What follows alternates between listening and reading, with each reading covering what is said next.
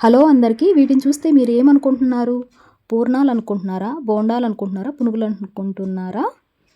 పాలముంజలు అనుకుంటున్నారా? ఇలా అనుకుంటే మీరు పప్పులో కాలు వేసినట్టేనండోయ్.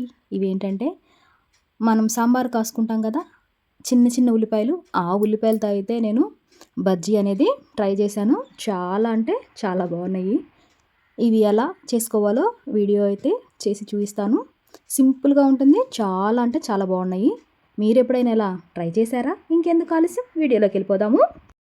కావాల్సిన పదార్థాలు: చిన్న చిన్న ఉల్లిపాయలు, శనగపిండి, ఉప్పు, కారం, పసుపు, వాము, వంట సోడా. ఇప్పుడు ఈ ఉల్లిపాయలు పైనున్న పొట్టు మొత్తం తీసేసిన తర్వాత వీడియో అయితే చూపిస్తాను. ఉల్లిపాయలు అయితే ఇలా పొట్టు తీసేసుకున్నాము. ఇప్పుడు పిండి కలుపుకునే ముందు స్టవ్ అయితే వెలిగించుకొని ఒక కడాయి అయితే పెట్టుకొని ఆయిల్ పోసుకుందాము. ఆయిల్ అనేది ఈలోపు పిండి కలుపుకునే లోపు వేడవుతుంది.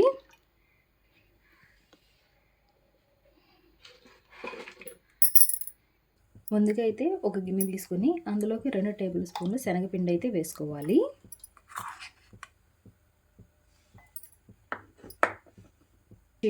ఇప్పుడు ఒక చిటికెడు పసుపు, ఉప్పు,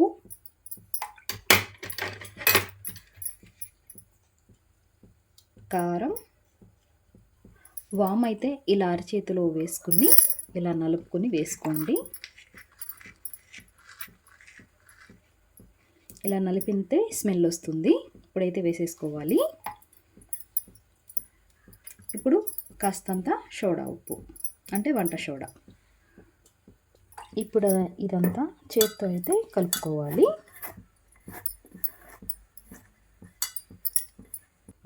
ఇప్పుడు ఇందులోకి కొద్దిగా వాటర్ పోసుకుని మనం బజ్జీ పిండి కలుపుకుంటాం కదా, అలా అయితే కలుపుకోవాలి. పిండి అయితే ఇలా బాగా కలుపుకోవాలి.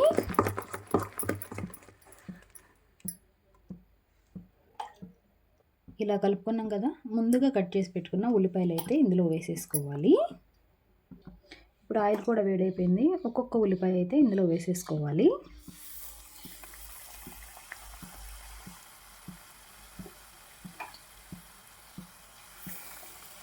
ఇప్పుడైతే ఒకసారి కలుపుకున్నాము. వెనక వైపు ఏమన్నా కాలకపోతే కాలుతుంది. ఇలా గోల్డెన్ కలర్లోకి వచ్చినాయి కదా, ఎప్పుడైతే ప్లేట్లో వేసేసుకోవాలి. మిగతావి కూడా అలాగే వేసేసుకోవాలి.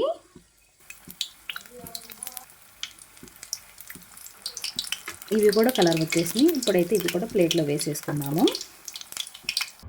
మన ఆనియన్ బజ్జీ అయితే రెడీ అయిపోయింది.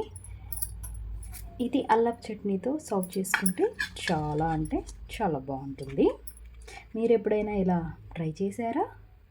మీరు కూడా ఒకసారి ఇలా చిన్న ఉల్లిపాయలతో బజ్జీ అనేది ట్రై చేయండి. చాలా అంటే చాలా బాగుంటుంది.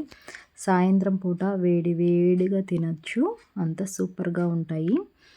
నా వీడియో మీకు ఎలా అనిపించింది? నా వీడియో నచ్చితే లైక్ చేయండి, సబ్స్క్రైబ్ చేయండి, కామెంట్ చేయండి.